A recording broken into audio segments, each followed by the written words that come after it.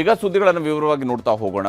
ಕಾಂಗ್ರೆಸ್ನಲ್ಲಿ ಪಟ್ಟಕ್ಕಾಗಿ ಪಟ್ಟು ಹಿಡಿಯುವವರ ಪಟ್ಟಿ ಬೆಳೀತಾನೆ ಸಾಗಿದೆ.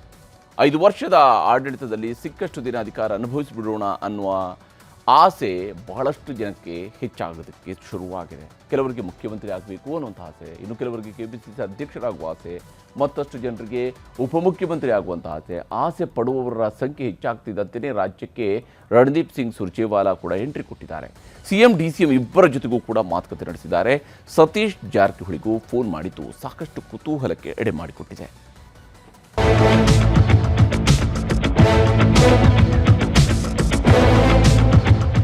ಸೂಕ್ತವಾದಂಥ ದಲಿತ ನಾಯಕರನ್ನ ಒಂದಿನ ರಾಜ್ಯದ ಮುಖ್ಯಮಂತ್ರಿಯಾಗಿ ಕೂರಿಸಬೇಕು. ಹೈಕಮಾಂಡ್ ಅವರು ಡಿಸೈಡ್ ಮಾಡ್ತಾರೆ ಯಾವಾಗ ಸಂದರ್ಭ ಮತ್ತೊಂದು ಅದೆಲ್ಲ. ನಾನು ದಲಿತ ಸಚಿವ, ಅದ್ರಾಗೆ ಎರಡು ಮಾತಿಲ್ಲ, ಪಕ್ಷ ನಿರ್ಧಾರ ಮಾಡುತ್ತೆ. ಬದಲಾವಣೆ ನಿರ್ಣಯ ಅಲ್ಲ, ಗೊಂದಲ ನಿವಾರಣೆ. ರಾಜ್ಯ ಕಾಂಗ್ರೆಸ್ನಲ್ಲಿ ಗದ್ದುಗೆ ಗುದ್ದಾಟ ನಿಲ್ಲುತ್ತಿಲ್ಲ.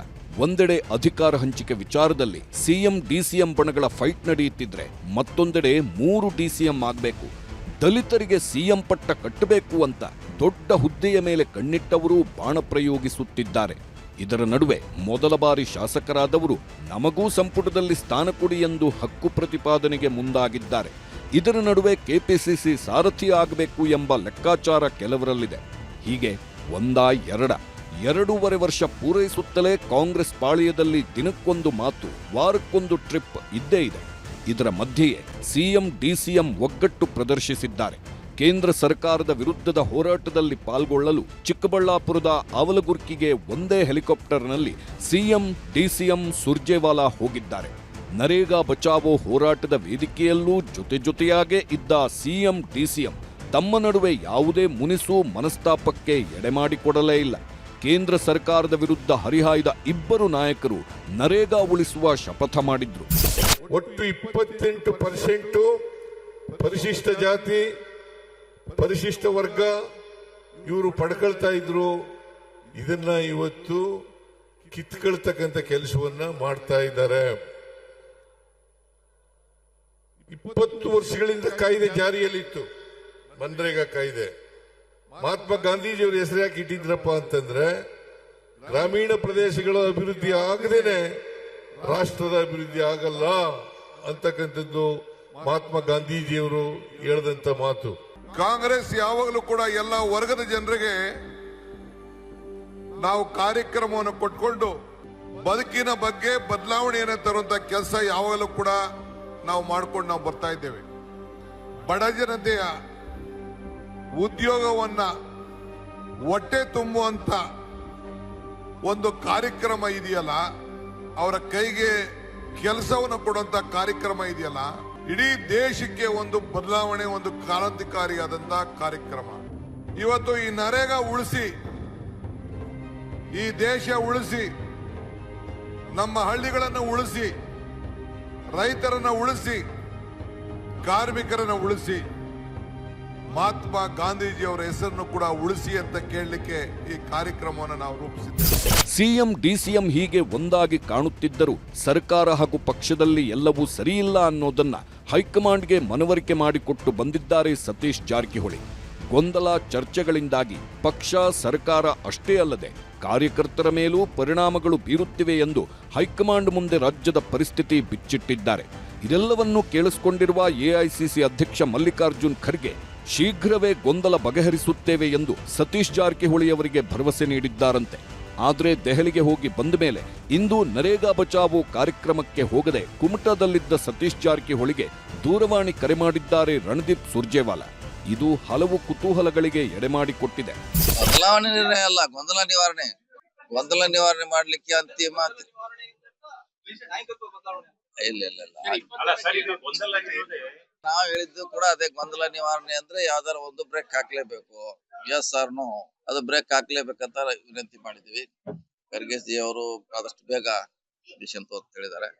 ಅದಾಗಬೇಕು. ಯಾಕಂದ್ರೆ ನಮ್ಮ ಪಕ್ಷದಲ್ಲಿ ಬಹಳಷ್ಟು ಗೊಂದಲ ಇದೆ, ಕಾರ್ಯಕರ್ತರಲ್ಲಿ ಗೊಂದಲ ಇದೆ, ಪಕ್ಷದಲ್ಲಿದೆ, ಸರ್ಕಾರದಲ್ಲಿದೆ. ಹಿಂಗಾಗಿ ಅದಾಗ್ಲೇಬೇಕು. ನೋಡಿ, ಯಾರು ಆಗ್ಬೇಕು ಬಿಡಬೇಕು ಅನ್ನೋದು ನಮ್ಮ ಪಕ್ಷ ತೀರ್ಮಾನ ಮಾಡ್ತಿದೆ. ಅದು ನಂಬಿಕೆ ಇಲ್ಲ. ಯಾರು ಆಗ್ಬೇಕಾ, ಮುಂದುವರಿಬೇಕಾ, ಮತ್ತಾರ ಆಗ್ಬೇಕನ್ನೋದು ಹೈಕಮಾಂಡ್ ತೀರ್ಮಾನ. ಅದ್ರ ಬಗ್ಗೆ ನಾವೇನು ಹೇಳಿಕ್ಕಾಗಲ್ಲ. ಹಾಗಾದ್ರೆ ಅಧಿಕಾರ ಹಂಚಿಕೆ ಸೂತ್ರ ಹೆಣೆದಿದೆಯಾ ಹೈಕಮಾಂಡ್ ಎಂಬ ಪ್ರಶ್ನೆಗೆ ಸ್ಪಷ್ಟ ಉತ್ತರ ಯಾರಿಂದಲೂ ಸಿಕ್ತಿಲ್ಲ.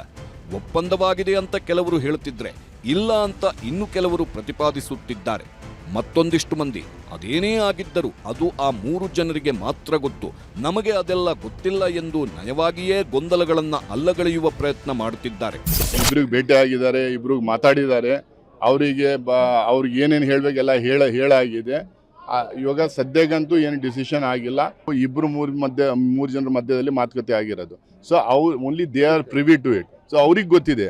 ಅದಕ್ಕೆ ಆ ಸಂದರ್ಭ ಬಂದಾಗ ಏನಾದರೂ ಡಿಸಿಷನ್ ತಗೋಬೇಕಂದ್ರೆ ಯಾವುದೇ ಥರದ್ದು ಈ ಕಡೆನ ಆ ಕಡೆ ಡಿಸಿಷನ್ ತಗೊಂಡ್ಬಿಟ್ಟು ಡಿಸಿಷನ್ ತಿಳಿದ. ಸಿದ್ದರಾಮಯ್ಯ ಬಳಿಕ ದಲಿತರೇ ಸಿಎಂ ಆಗಬೇಕು. ಮಹದೇವಪ್ಪ ಮಾತಿಗೆ ಡಿಕೆಶಿ ಖಡಕ್ ಟಾಂಗ್. ಈ ಮಧ್ಯೆ ಕಾಂಗ್ರೆಸ್ನಲ್ಲಿ ದಲಿತ ಸಿಎಂ ದಾಳ ಕೂಡ ಉರುಳಿದೆ. ಸಿದ್ದರಾಮಯ್ಯನವರ ಬಳಿಕ ದಲಿತರೇ ರಾಜ್ಯದ ಸಿಎಂ ಆಗಬೇಕು ಅಂತ ಡಾಕ್ಟರ್ ಎಚ್.ಸಿ. ಮಹದೇವಪ್ಪ ಪ್ರತಿಪಾದನೆ ಮುಂದುವರೆಸಿದ್ದಾರೆ. ಮೊನ್ನೆಯಷ್ಟೇ ನಾನೂ ದಲಿತ ಸಿಎಂ ಆಕಾಂಕ್ಷಿ ಅಂದಿದ್ದ ಮಹದೇವಪ್ಪನವರು ಮುಂದಿನ ಸಿಎಂ ದಲಿತರೇ ಆಗಬೇಕು ಅಂತಿದ್ದಾರೆ. ಇದಕ್ಕೆ ಒಂದೇ ಮಾತಲ್ಲಿ ಟಾಂಗ್ ಕೊಟ್ಟಿದ್ದಾರೆ ಡಿಕೆ ಶಿವಕುಮಾರ್. ಮುಂದೆ ದಲಿತ ಮುಖ್ಯಮಂತ್ರಿ ಆಗಬಾರ್ದು ಅಂತ ಹೇಳಲ್ಲ, ಆಗಬೇಕು ಒಂದು ರಾಜ್ಯದಲ್ಲಿ. ಅದಕ್ಕೆ ಅವಕಾಶಗಳು ಸನ್ನಿವೇಶ ಬರಬೇಕು. ಕಾಂಗ್ರೆಸ್ ಹೈಕಮಾಂಡ್ನಿಂದ ಹಿಡಿದು ಸಿದ್ದರಾಮಯ್ಯರಿಂದ ಹಿಡಿದು ಎಲ್ಲರೂ ಸೇರಿ ಸೂಕ್ತವಾದಂಥ ದಲಿತ ನಾಯಕರನ್ನು ಒಂದಿನ ರಾಜ್ಯದ ಮುಖ್ಯಮಂತ್ರಿಯಾಗಿ ಕೂರಿಸಬೇಕು. ಮುಖ್ಯಮಂತ್ರಿಗಳು ಅವರು ಇದ್ದಾರೆ, ಸಿದ್ದರಾಮಯ್ಯರು ಅವರಿರೋ ತನಕ ಅವರೇ ಮುಖ್ಯಮಂತ್ರಿ. ನಂತರ ದಿನಗಳಲ್ಲಿ ಎಲ್ಲರೂ ಸೇರಿ ದಲಿತರನ್ನ ಮುಖ್ಯಮಂತ್ರಿ ಮಾಡಬೇಕು. ಅದು ಗೊಂದಲ ಆಗಬಾರ್ದು, ಪಕ್ಷಕ್ಕೆ ಮುಜುಗರ ಆಗಬಾರ್ದು. ಅವರು ನಮ್ಮ ನ್ಯಾಷನಲ್ ಲೀಡ್ರು, ಇಲ್ಲಿಂದನೇ ಅವ್ರಿಗೆ ನಮಸ್ಕಾರ. ಅವರು ನಮ್ಮ ನ್ಯಾಷನಲ್ ಲೀಡ್ರು, ಇಲ್ಲಿಂದನೇ ಅವ್ರಿಗೆ ನಮಸ್ಕಾರ. ಎಲ್ಲ ವಿರೋಧ ಪಕ್ಷದವ್ರು ಮಾಡ್ತಾ ಇರೋ ಕೆಲಸ ಇದು. ವಿರೋಧ ಪಕ್ಷದವರಿಗೆ ಅವರ ಇದನ್ನು ಮುಚ್ಚಿಟ್ಕೊಳ್ಳೋದಕ್ಕೆ ಸುಮ್ಮನೆ ಈ ಚೀಫ್ ಮಿನಿಸ್ಟರ್ ಕೂಗು ನಮ್ಮಲ್ಲಿ ಆಡಳಿತ ನಡೀತಾ ಇಲ್ವಾ?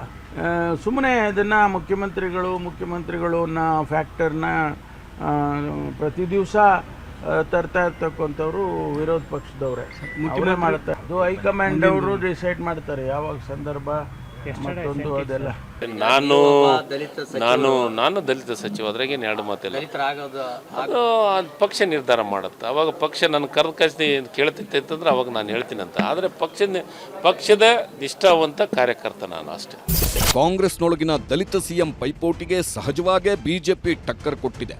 ಹಂಗೆ ನೋಡಿದ್ರೆ ಇವತ್ತು ಡಿಕೆ ಶಿವಕುಮಾರ್ ಸಿಎಂ ಆಗಿರಬೇಕಿತ್ತು ಅಂತ ಹೊಸ ಬಾಂಬ್ ಹಾಕಿದ್ದಾರೆ ಕುಮಟಾ ಶಾಸಕ ದಿನಕರ್ ಶೆಟ್ಟಿ.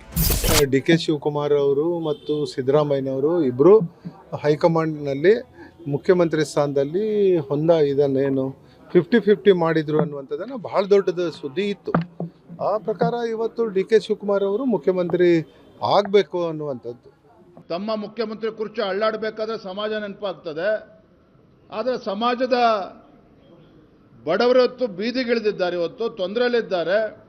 ಅವರ ಸಮಸ್ಯೆಗೆ ಪರಿಹಾರ ಕೊಡೋದಕ್ಕೆ ನಾವು ತಯಾರಿಲ್ಲ. ಇದು ತಮ್ಮ ಸಮಾಜ ಕೂಡ ಇವತ್ತು ಪ್ರಶ್ನೆ ಮಾಡ್ತಾ ಇದೆ.